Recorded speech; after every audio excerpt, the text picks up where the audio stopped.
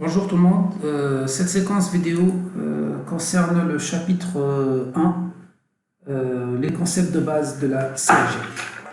Alors dans ce chapitre, nous allons déjà commencer le calcul des coûts. Comment calculer les coûts qu'on a déjà introduits dans le chapitre introductif. Bon, je vais passer vite fait donc la première section, la terminologie en CAG, définition des charges et des produits, ça on l'a déjà vu. Juste un mot, une charge c'est une consommation, c'est un emploi non récupérable. Parfois il a une contrepartie décaissement, parfois non, comme les amortissements, ce sont des charges non décaissables. Les produits c'est des gains, mais généralement c'est les ventes de l'entreprise. Alors, on passe directement au coût.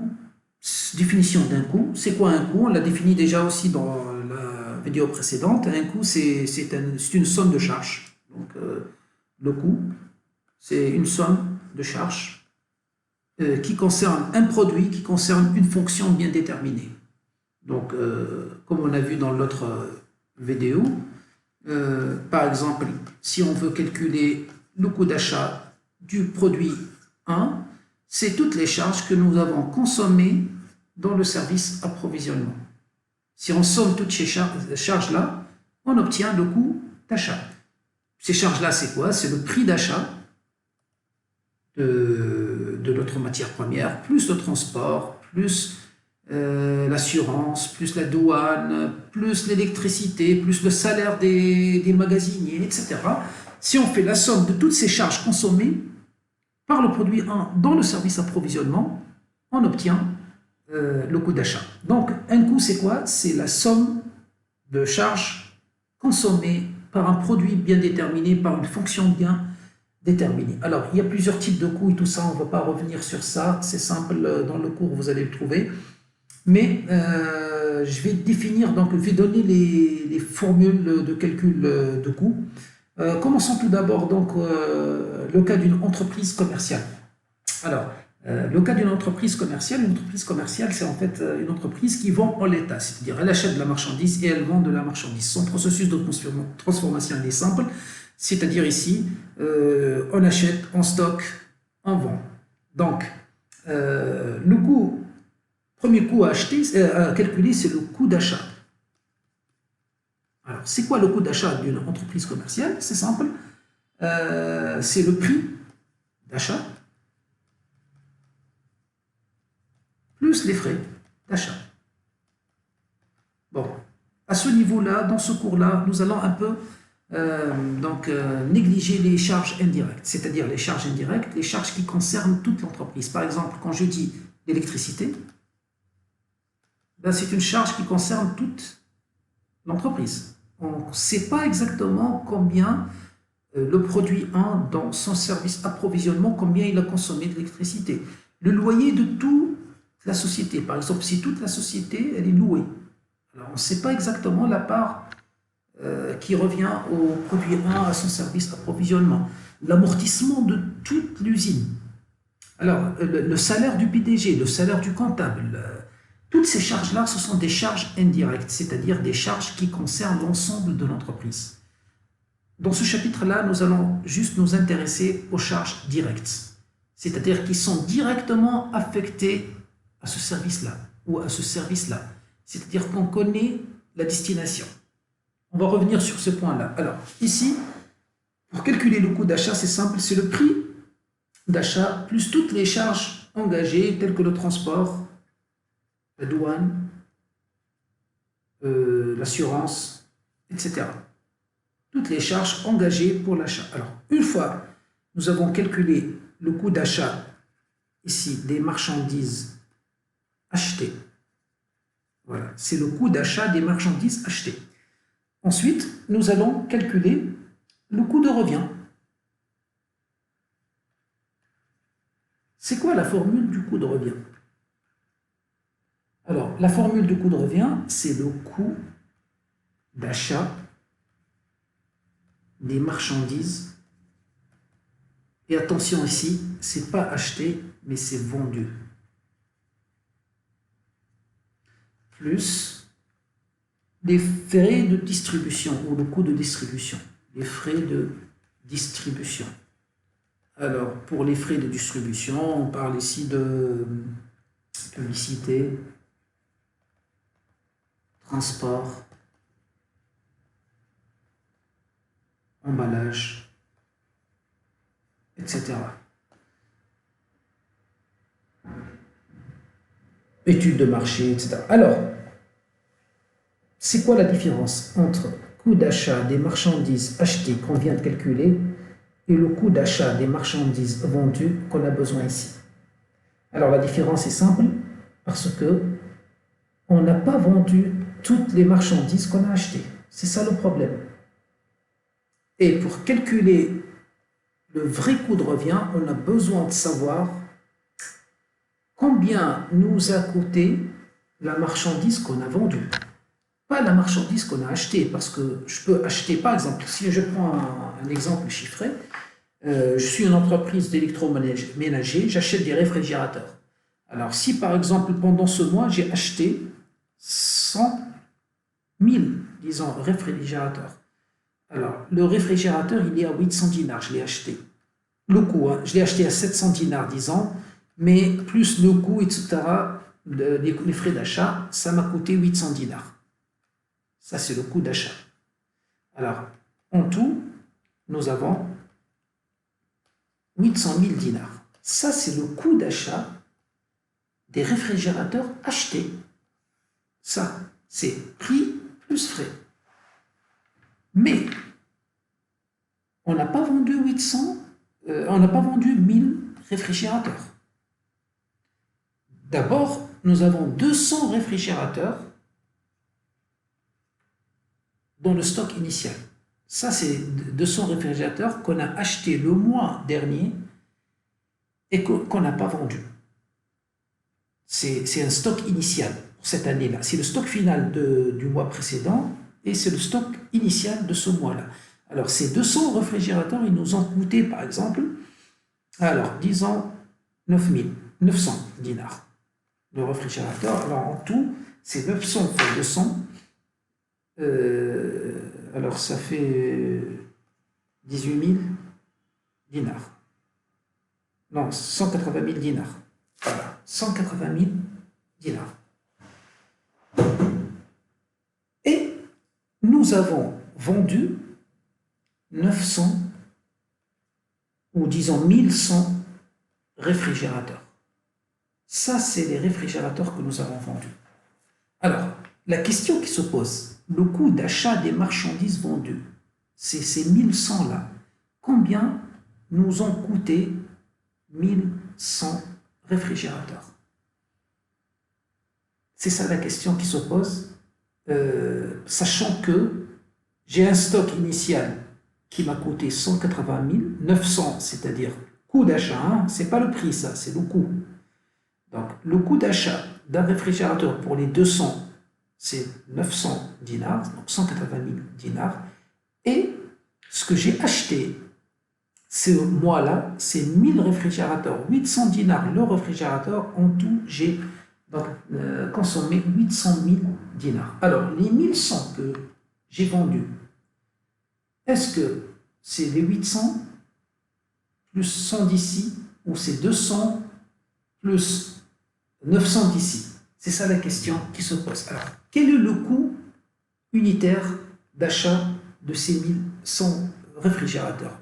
Là, je ne sais pas. Alors, il y a plusieurs méthodes pour déterminer ce coût d'achat des marchandises vendues. Bien sûr, au niveau de ce chapitre-là, nous allons simplifier les méthodes. Alors, la méthode, ça s'appelle l'inventaire permanent, mais dans un autre chapitre, nous allons voir que ça s'appelle fiche de stock. Mais puisque ici, nous allons simplifier pour pouvoir répondre aux exercices et aux TD, après, dans le troisième chapitre, nous allons voir plus en détail comment on détient ces fiches de stock-là. Alors, pour simplifier,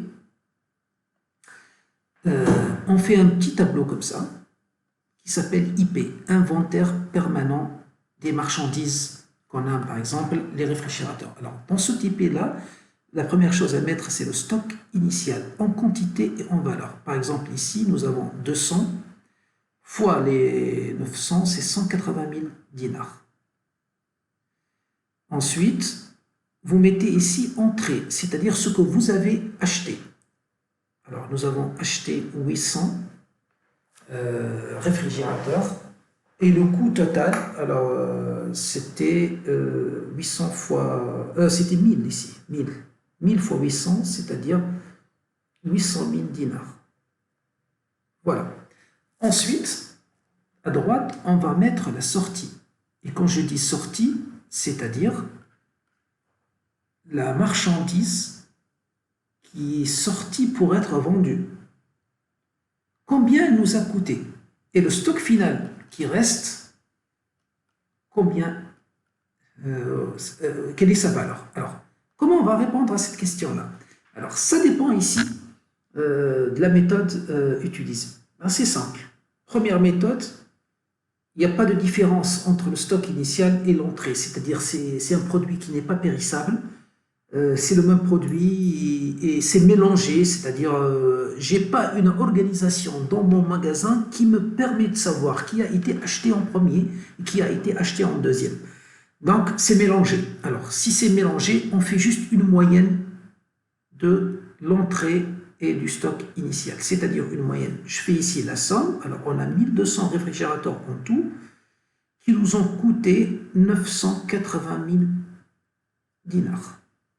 Alors, on calcule ce qu'on appelle le coût moyen pondéré. Alors, c'est quoi le coût moyen pondéré? C'est-à-dire 980 000 dinars sur 1200. Alors, je fais le calcul pour savoir en moyenne combien me coûte un réfrigérateur. Alors, on a dit 980 000 dinars sur 1200 réfrigérateurs. Alors, en tout, un réfrigérateur me coûte 816,6, alors 817 dinars. Alors, combien vous avez vendu? Alors, j'ai vendu 1100 réfrigérateurs. Ces 1100 réfrigérateurs, combien ils nous ont coûté? Alors, ils ont coûté en moyenne 817. Alors, si je multiplie 817 fois 1100, on trouve 898 700 000.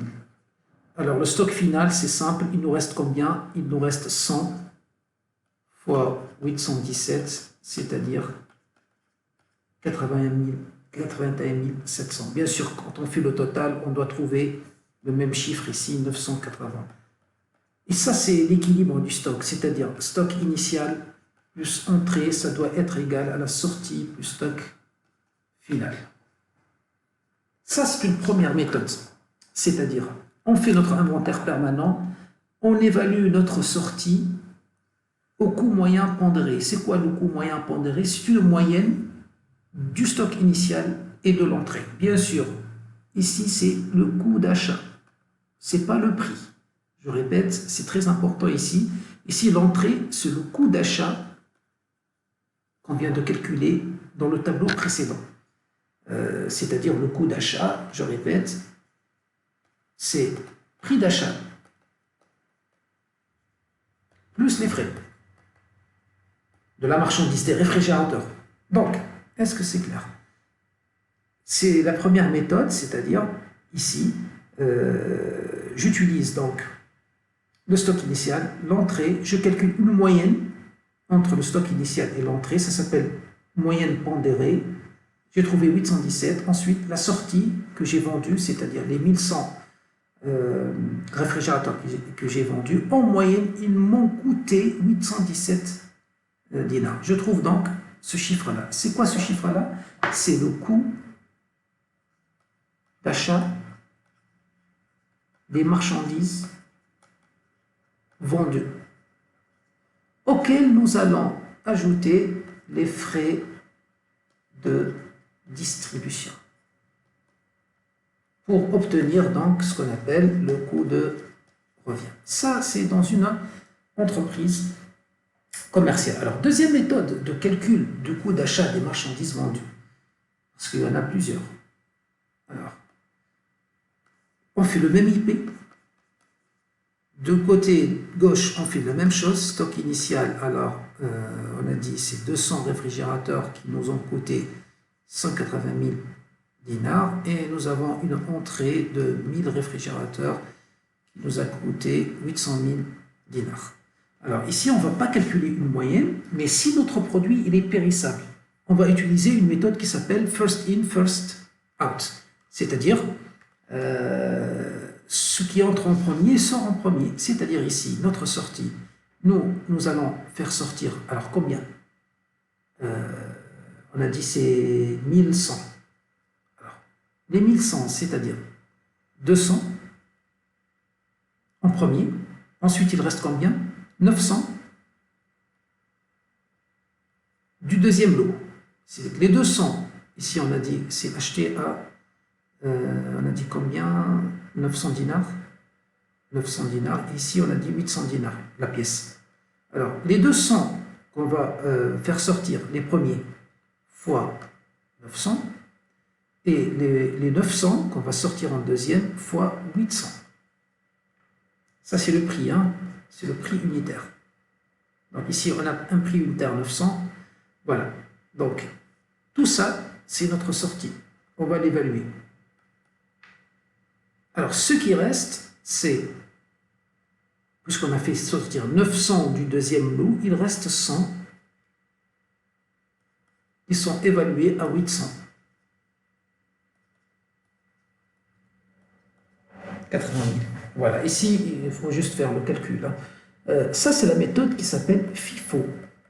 First in, first out. C'est-à-dire, je répète, pour ma sortie, ça c'est ma sortie, ça c'est mon stock final. Alors, pour ma sortie, c'est-à-dire pour mon coût d'achat des marchandises vendues, je vais faire sortir 1100 réfrigérateurs. Ces 1100, il y aura 200 du stock initial, parce que les 200 sont entrés en premier, ils doivent sortir en premier. Ensuite, j'ai fait sortir 200. J'ai besoin de faire sortir encore 900, puisque j'ai 1100. Ces 900, je vais les faire sortir du deuxième lot, ça s'appelle la méthode des lots, du deuxième lot qui est de 1000. Alors, il reste combien dans ce lot de 1000? Il reste 100. Donc, les 200 premiers que j'ai fait sortir, ils m'ont coûté 900 dinars la pièce. Et les 900 que je vais faire sortir de ce lot-là, ils m'ont coûté 800 dinars la pièce. Et je fais la somme. Alors, je fais le total. Alors, on a ici 200 fois 900 égale 180 000 ici. Et ici, nous avons 900 fois 800, 720 000. Alors, si on fait le total, 720 000 plus 180 000, on trouve 900 000 dinars. Et bien, c'est ça, notre sortie. Alors, en tout, nous avons 980 000 ici, et ici, 980 000. Voilà. Donc, ce chiffre-là, c'est 900 000 dinars. C'est quoi? C'est le coût d'achat des marchandises vendues. C'est-à-dire, les 1100 réfrigérateurs que j'ai vendus, combien ils m'ont coûté comme coût d'achat. Alors, auquel nous allons ajouter les frais de distribution pour obtenir vers la fin ce qu'on appelle le coût de revient. Alors, je reviens maintenant, ça c'est pour comment on va calculer le coût de revient d'une entreprise commerciale. On passe à une entreprise industrielle. Alors c'est simple, c'est le même principe. On commence tout d'abord par le coût d'achat des matières premières achetées. C'est simple, c'est le prix plus frais d'achat. Ensuite, on va calculer le coût de production. Maintenant, je répète, nous sommes dans le cas d'une entreprise industrielle. Après avoir calculé le coût d'achat, on doit calculer le coût de production. Le coût de production, c'est quoi? C'est le coût d'achat des matières premières utilisées, plus les frais de production. Et ici, nous avons le même problème. On a calculé dans un premier tableau le coût d'achat des matières premières achetées qu'on a appelé E, mais nous, on a besoin du coût d'achat des matières premières utilisées qu'on appelle S. Alors, pour calculer ça, il faut faire un IP tout d'abord. Tu dois faire un IP de la matière première. Tu vas mettre le stock initial ici, en quantité et en valeur. Tu vas mettre l'entrée en quantité et en valeur. Bien sûr, l'entrée, c'est ça. C'est le coût d'achat des matières premières achetées. Et je répète, c'est le coût, ce n'est pas le prix. Ensuite, tu vas calculer le coût moyen pondéré. Tu vas trouver une moyenne ici. Ensuite, tu vas calculer la sortie. Tu connais la sortie en quantité de la matière première qui a été consommée. Parce qu'on achète une certaine quantité en kilogrammes, par exemple ici. Mais on consomme une quantité différente. La même chose. Donc, que dans notre cas. Alors, la sortie, vous prenez la quantité en kilogrammes et vous la multipliez par le coût moyen pondéré que vous avez calculé ici. Vous trouvez donc le chiffre ici et le stock final en quantité et en valeur. Alors, ce chiffre-là, c'est-à-dire la quantité en kilogrammes que vous avez sorti fois le coût moyen pondéré que vous avez calculé ici à partir de l'entrée du stock initial, ce chiffre-là s'appelle le coût d'achat des matières premières utilisées. C'est le coût d'achat des matières premières utilisées. Alors, auquel vous allez ajouter des frais de production, vous allez obtenir le coût de production ici des produits finis fabriqués. Ok? Ensuite, ça c'est le premier coût à calculer, ça c'est le deuxième. Ensuite, nous allons calculer le coût de revient. Alors, le coût de revient, sa formule, c'est le coût de production des produits finis, mais pas fabriqués, qu'on vient de calculer ici, mais plutôt c'est vendu. Parce qu'on a toujours le même problème, plus les frais de distribution. Ben ici, on a le même problème, c'est-à-dire nous avons fabriqué une quantité, mais on n'a pas vendu cette quantité-là. Si on suppose par exemple qu'on a un stock là, de produits finis, nous avons ici un stock initial de produits finis, et ça c'est le stock, voilà, le produit fini fabriqué. Ça c'est tout ce qu'on a, mais ce qu'on a vendu, il est différent. Donc ici, nous avons besoin de calculer le coût de production des produits finis vendus, pas le coût de production des produits finis fabriqués. Et là aussi, pour obtenir ce coût de production des produits finis vendus, on a besoin de faire un IP aussi. Inventaire permanent, mais pas de la matière première, mais du produit fini maintenant. Alors ici, vous devez mettre le stock initial du produit fini en quantité fois la valeur, et vous obtenez le chiffre ici. Ensuite, vous mettez l'entrée du produit fini. C'est ce coût-là que vous venez de calculer, c'est-à-dire l'entrée, c'est le coût de production des produits finis fabriqués. Vous avez la quantité fois le coût de production unitaire et vous avez le montant. Vous faites le total et vous calculez le coût moyen pondéré. Et vous obtenez ici une moyenne, c'est-à-dire une moyenne entre le coût de production du stock initial et le coût de production des produits finis fabriqués. Ensuite, la sortie, vous allez voir combien de la quantité, c'est combien la quantité que vous avez vendue, ici, fois ce coût moyen pondéré, et vous obtenez ce chiffre-là. Qui est quoi ce chiffre-là? C'est celui-là, c'est-à-dire le coût de production des produits finis vendus. Est-ce que c'est clair? Alors, une fois calculé le coût de production des produits finis vendus, vous lui rajoutez les frais, vous obtenez Donc, coût de revient. Enfin, vous calculez le résultat analytique. C'est les ventes moins le coût de revient. Alors, il y a des exemples chiffrés dans le cours. On va... Bon, c'est pas très important, on va les revenir après. Je vais prendre peut-être un exemple moi-même ici. Bon, c'est un exemple improvisionné, vite fait, comme ça.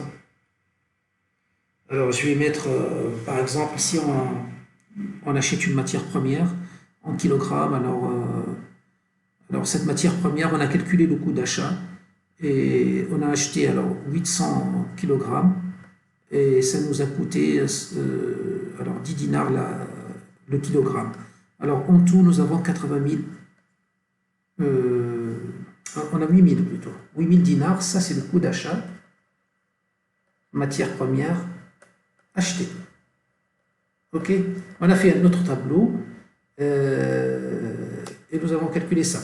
Ensuite, nous allons calculer le coût de production des produits finis fabriqués. Alors, mais on a besoin de savoir quel est le coût d'achat des matières premières utilisées. Alors, on va faire un IP. Alors, dans l'IP, nous avons 200 comme stock initial.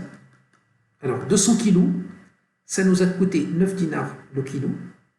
Alors, donc ça fait 1800. Nous avons une entrée, c'est-à-dire ce que nous avons acheté. Alors, nous avons acheté ça. Je répète, ce n'est pas le prix 10 dinars, c'est le coût d'achat. Alors, l'entrée, c'est 800 fois 10, ça fait 8000. Ensuite, nous allons calculer le coût moyen pondéré. Alors, nous avons 9800 sur 1000. Donc, le coût moyen pondéré, c'est 9,8.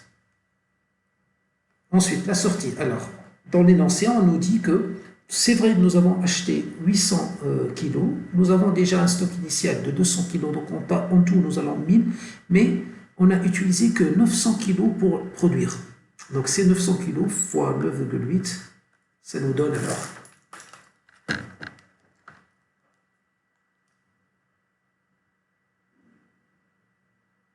900 fois 9,8, 8820. Alors ça c'est le coût d'achat des matières premières consommées. Donc coût de production des produits finis fabriqués, c'est simple. Alors c'est 8820 plus, allez, disons 400 dinars ou 4000 dinars, frais de production. Ça, c'est le coût d'achat des matières premières utilisées, c'est ça, plus les frais de production, c'est 4000 dinars, alors 12 820 dinars. Ça, c'est le coût de production des produits finis fabriqués. Mais, ça, ce qu'on a fabriqué, il nous a coûté un coût de production. Mais on a un stock initial, donc on doit faire un IP. Cette fois-ci, ça, c'est l'IP des matières premières, mais ça, c'est les prix du produit fini. Alors, nous avons fabriqué, alors, disons 5000 et on avait 1000. On avait déjà 1000. Et ici, 5000, l'entrée. Ça, c'est le stock initial. Et ça, c'est l'entrée. Alors, 1000, les 5000, ils nous ont coûté fois... Alors, le coût unitaire, ça nous a donné 12 820. Et les 1000, alors, on va dire 3000, ça nous a coûté 3000. Ça, c'est le stock initial. Donc, le stock initial, ça nous a coûté 3000. L'entrée qu'on vient de calculer ici, c'est le coût de production des produits finis fabriqués. Ça m'a coûté 12 820. Alors, je fais le coût moyen pondéré, c'est-à-dire... Alors ici, nous avons 15 820 sur 6000. Alors, 15 820 sur 6000. Ça donne 2,63. Ça, c'est le coût de production unitaire moyen. Alors, combien nous avons vendu? Nous avons fabriqué 5000. Nous avons déjà 1000. Alors, je vais supposer que nous avons vendu 5500 fois 2,63. Alors, on obtient à peu près 14 500. C'est quoi les 14 500? Ça, c'est le coût de production des produits finis vendus. Donc, le coût de revient, c'est quoi? C'est ce coût-là de production des produits finis vendus, c'est-à-dire les 14 500. Ce n'est pas les 12 800, c'est plutôt les 14 500. C'est la sortie qui est ici. Plus les frais de distribution, alors disons 1000, on obtient 15 500. Et c'est ça, le coût de revient. 1000, ça, c'est les frais de distribution. Voilà, ceci est un exemple chiffré. Comment on calcule les coûts. Bien sûr, parfois dans les TD, on vous donne le stock final, donc c'est pas la peine de faire une IP comme ça. Vous appliquez tout simplement la formule entrée plus stock initial égale sortie plus stock final. Alors si dans l'énoncé il vous donne en valeur le stock initial, vous avez en valeur l'entrée. Vous venez de la calculer dans le premier tableau, c'est-à-dire le coût d'achat des matières premières achetées. Et on vous donne dans l'énoncé la valeur du stock final. Vous pouvez déterminer S qui est ici facilement sans faire l'IP. Il suffit de S égale, alors E plus SI moins SF. Donc c'est ça la formule. Si on vous donne le stock final, c'est l'entrée, c'est-à-dire le coût d'achat des matières premières achetées, plus la valeur du stock initial, moins la valeur du stock final. Mais dans la réalité, on ne vous donne pas la valeur du stock final, donc vous devez faire un IP comme ça. Ces deux méthodes-là de calcul de la sortie, soit vous faites l'IP, si on ne vous donne pas la valeur du stock final, vous ne savez pas la valeur du stock final, mais si vous avez cette information-là, ce n'est pas la peine de faire un IP, vous faites directement cette méthode-là, c'est-à-dire E plus SI moins SF. Je répète, E, c'est le coût d'achat des matières premières achetées. C'est les 8000 ici, dans notre exemple. Plus SI, c'est la valeur du stock initial, plus 8000, plus 1800, ça fait 9800, moins le stock final, qu'on ne connaît pas ici, mais si on le connaît, on trouve S. C'est l'équilibre de l'IP. Voilà. Voilà, ensuite, dans le chapitre 1, nous avons parlé de la classification des coûts. Il y a plusieurs classifications, surtout entre coûts variables, coûts fixes, coûts directs, coûts indirects. Voilà, en deux mots, vite fait, un coût, ça peut être divisé en... Ça peut être un coût total, comme ça peut être un coût partiel, coût complet plutôt, ou coût partiel. Par exemple, si on calcule le coût d'achat de la matière 1, par exemple, le coût d'achat de la matière 1 qui concerne le produit 1, si nous sommes en train de calculer le coût de revient du produit 1. Alors, le coût d'achat de la matière 1, on a dit que c'est le prix plus toutes les charges d'achat, c'est ça. Alors, on peut diviser ce coût s'appelle un coût complet. Alors, ce coût, on peut le diviser en coût d'achat fixe et en coût d'achat variable. Alors, c'est-à-dire fixe et variable. Le coût d'achat fixe, on va sommer toutes les charges d'achat qui sont fixes. Et le coût d'achat variable, on va faire la somme de toutes les charges d'achat qui sont variables. La somme des deux, ça donne le coût d'achat complet. Alors, c'est-à-dire fixe ou variable. On peut faire la même chose pour le coût de production. Alors, le coût de production du produit 1, ça peut être un coût de production fixe ou un coût de production et un coût de production variable. Et la somme des deux, ça donne le coût de production complet. Alors, quelle est la différence entre une charge fixe et une charge variable? Alors, fixe, c'est-à-dire quel que soit le niveau de la production, elle reste fixe. Et variable, c'est-à-dire elle varie en fonction de la production. C'est-à-dire plus on produit, plus cette charge, elle augmente. Par exemple, alors si on reprend les exemples dans le cours, alors la consommation des matières premières, c'est une charge variable, bien sûr. Si par exemple, je fabrique des tables en bois, plus je fabrique des tables, plus je vais consommer du bois. Donc la consommation de matières premières est une charge qui est variable. L'énergie, l'électricité, c'est une charge qui est variable. Plus je fabrique, plus je consomme d'énergie. Les frais de transport, plus je fabrique, plus je consomme du transport. Mais les charges fixes sont fixes quel que soit le niveau d'activité. Par exemple, le loyer. Même si je ne produis rien, je paye le loyer. La prime d'assurance. Même si je ne produis pas, la prime d'assurance est toujours fixe. Les dotations aux amortissements, etc. Alors, cette division-là, charge fixe variable, on peut la faire aussi charge directe, indirecte. C'est-à-dire ici, mon coût de production du produit 1, je peux le diviser en coût de production direct et en coût de production indirect. C'est-à-dire ici, je vais faire la somme de toutes les charges qui sont directes. Ici, je vais la faire la somme de toutes les charges qui sont indirectes. Alors, c'est quoi les charges directes et c'est quoi les charges indirectes? Alors, les charges directes, elles peuvent être affectées immédiatement dans un coût sans ambiguïté ni calcul intermédiaire, c'est-à-dire elles concernent un seul produit. C'est simple, c'est des charges qui concernent un seul produit. Et les charges indirectes, ce sont des charges qui concernent tous les produits ou un ensemble de produits.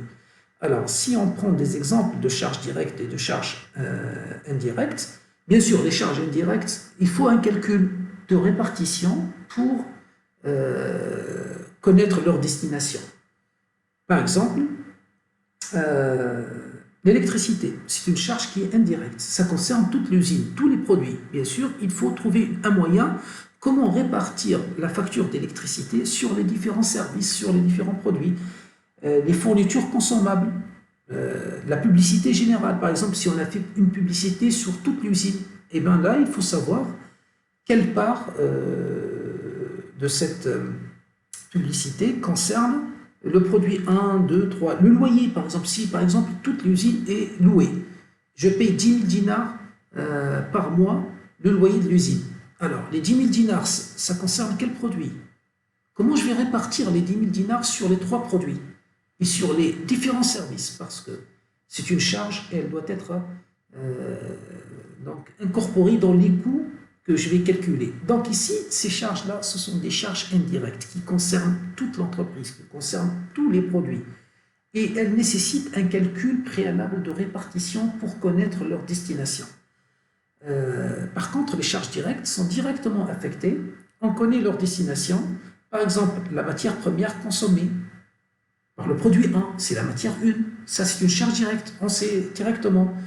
La main-d'œuvre directe dans un atelier où on ne passe qu'un seul produit. Par exemple, dans le coût de production du produit 1, on passe par l'atelier 1. Il n'y a que le produit 1 qui passe par l'atelier 1. Donc, les salaires de l'atelier 1, c'est une charge qui est directe parce que ça ne concerne que le produit 1. Donc, en gros, les charges directes, c'est des charges qui concernent un seul produit, un seul service. Et les charges indirectes, ça concerne plusieurs produits ou plusieurs services et qui nécessitent un calcul avant de les intégrer, avant de les incorporer. Voilà. On passe à la dernière partie de ce cours, c'est-à-dire comment dessiner le réseau de coûts. Alors, la première chose à faire quand on a une entreprise et qu'on veut calculer les coûts de cette entreprise, c'est tout d'abord de dessiner son réseau de coûts, c'est-à-dire de dessiner les différentes étapes, les différentes phases du processus de transformation, les différents services, et de mettre les coûts sur ce schéma-là. Comme ça, on peut donc calculer les coûts dans l'ordre convenable, sans vraiment oublier un coût. Alors, comment dessiner un réseau de coûts? D'ailleurs, dans l'examen, la première chose à faire, c'est de dessiner le réseau des coûts ou le processus de transformation de l'entreprise. Alors, on va prendre un cas simple dans le polycorp. C'est une entreprise commerciale. Alors, première chose à faire pour dessiner, c'est la première phase, c'est l'achat. Alors, dans une entreprise commerciale, la première chose à faire, c'est achat de la marchandise. Ça, c'est la première phase. Ensuite, alors, la marchandise achetée va être stockée. Bien sûr, n'oubliez pas qu'il y a déjà un stock initial ici, une entrée ici. Alors, le stock, c'est toujours un triangle. Hein. Un triangle, ça signifie stock. Ensuite, cette marchandise, elle va sortir du stock pour aller, donc, un rectangle, c'est un service commercial. Ensuite, elle va sortir pour être vendue. Vente de marchandises. Alors, les phases. Cette phase-là, ça s'appelle phase d'achat. Ensuite, ça, c'est la phase de stockage, déstockage. Phase de stockage, déstockage.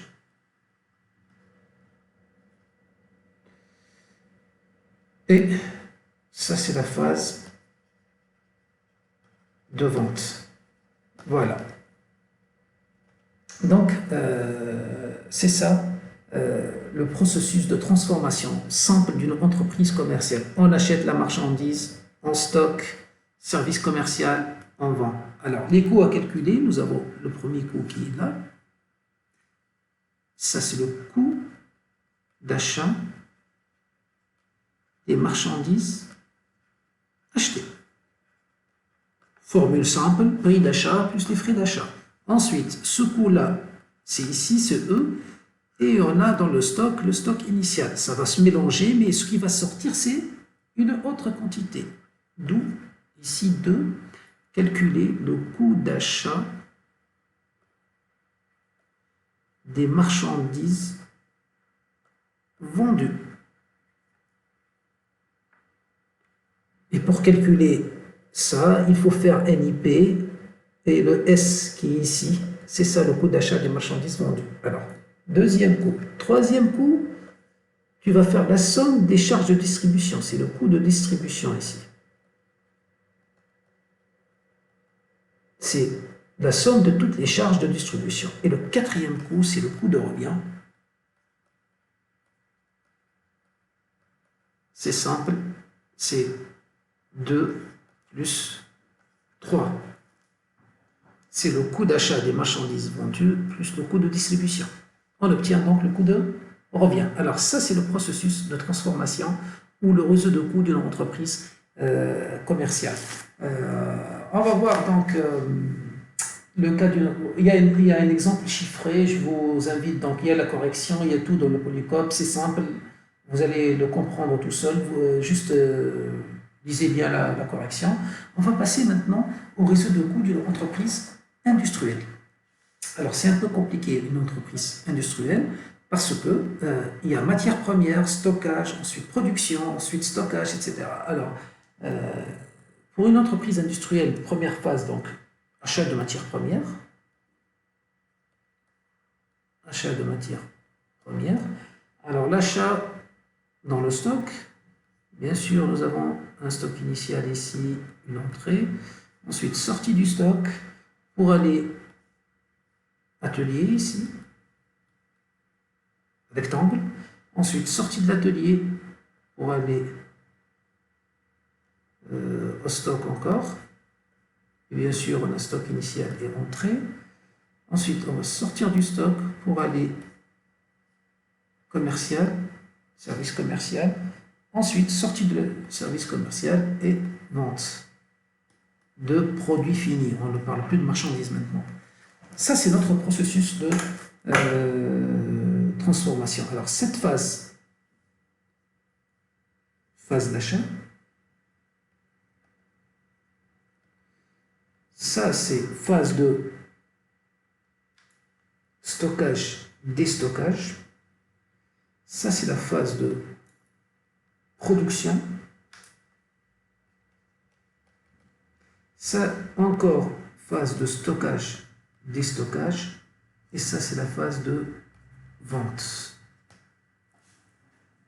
Voilà. Alors, les coûts à calculer, c'est simple. Le premier coût, il est là. Ça, c'est le coût d'achat des matières premières achetées. Deuxième coût, il est là. C'est le S de l'IP. C'est la sortie de l'IP. C'est le coût d'achat des matières premières utilisées. Troisième coût, il est là. C'est le coût de production des produits finis fabriqués.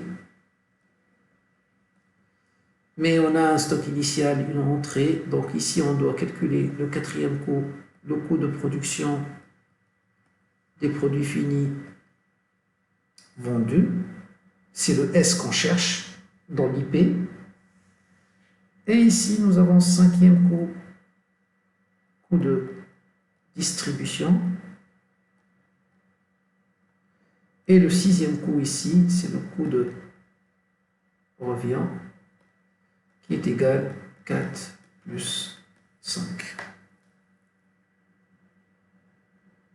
Voilà, c'est le coût de revient du produit fini. Voilà, donc c'est comme ça qu'on dessine un processus, un réseau des coûts. Bien sûr, je reviens, je dis le coût d'achat des marchandises, des matières premières achetées, c'est un tableau, prix plus les frais d'achat.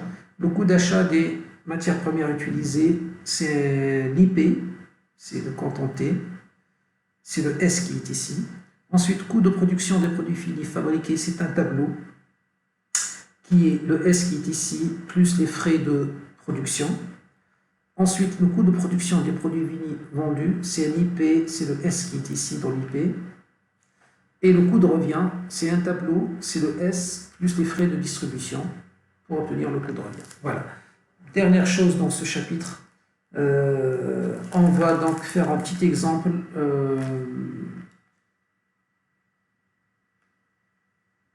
Un petit exemple d'un réseau de coûts beaucoup plus compliqué que celui-là. Donc, c'est une entreprise qui fabrique deux produits, P1 et P2, à partir de deux matières premières, M1 et M2. Ici, il n'a pas indiqué si c'est M1 pour P1, M2 pour P2. Alors, mais ensuite, il a précisé, il a dit la matière première M1 est consommée par l'atelier A1 pour la fabrication d'un produit intermédiaire. Ensuite, ce produit intermédiaire, il est consommé dans l'atelier A2 et mélangé à une matière première 2 pour fabriquer deux produits finis qui vont être vendus dans le magasin. Alors, dessiner le cycle d'exploitation ou le processus de transformation. Alors, c'est simple. Au début, on a ici achat de M1, alors qui va passer dans le stock. Ici, il n'a pas indiqué, mais généralement, ça passe dans le stock. Ensuite, bien sûr, dans le stock, c'est-à-dire stock initial et entrée. Ensuite, ça sort pour passer dans l'atelier 1. Ensuite, alors, ça sort ici de l'atelier 1 comme un produit intermédiaire, ici, hein, produit intermédiaire, pour passer dans son stock. Et bien sûr, le produit intermédiaire, il y a un stock initial et un stock et entrée. Ensuite, il sort de son stock le produit intermédiaire pour passer dans l'atelier 2. Mais aussi, on a acheté une matière 2 en même temps. Achat d'une matière 2 qui va passer dans son stock. Et dans son stock, il y a stock initial et entrée.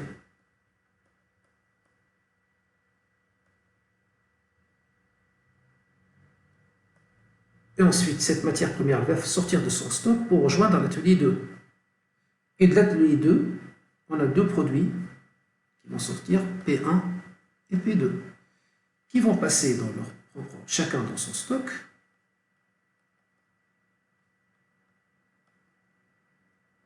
pour sortir dans leur service commercial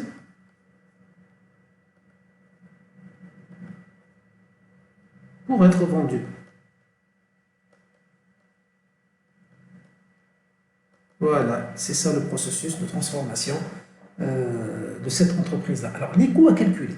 Premier coût, c'est 1, le coût d'achat de la matière M1 achetée.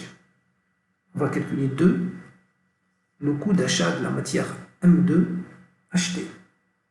Ensuite, 3, c'est le coût d'achat de la matière M1 consommée. 4, c'est le coût d'achat de la matière M2 consommé. Ensuite, 5. Coût de production du produit intermédiaire fabriqué. Ensuite, 6. Coût de production du produit intermédiaire consommé. Ensuite, 7.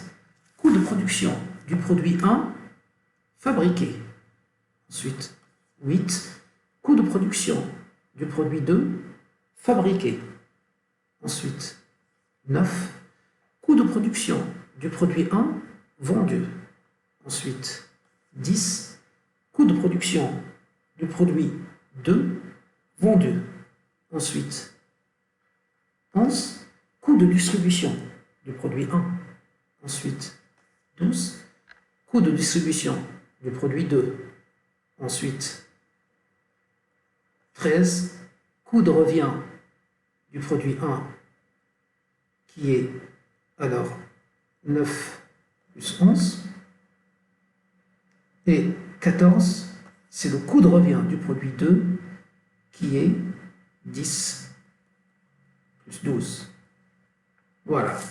Ça, c'est tout un réseau de coûts à calculer. Voilà. Désormais, ce chapitre est terminé. À la vidéo prochaine, où nous allons, inchallah, voir le deuxième chapitre.